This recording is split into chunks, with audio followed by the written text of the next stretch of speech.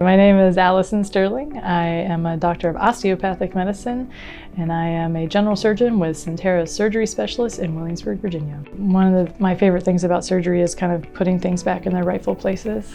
And so when you have a hole or a hernia someplace that's not meant to be, it's really satisfying to put things back where they belong and make sure it doesn't happen again. I think my approach to care is getting down on the same level as my patients. For me, it's just a small gesture, but it's an important one to gain the trust of somebody who may need to have emergency surgery or even elective surgery here in the office. I think it puts people at ease, and I think that makes it more comfortable for people to choose to go to surgery with me.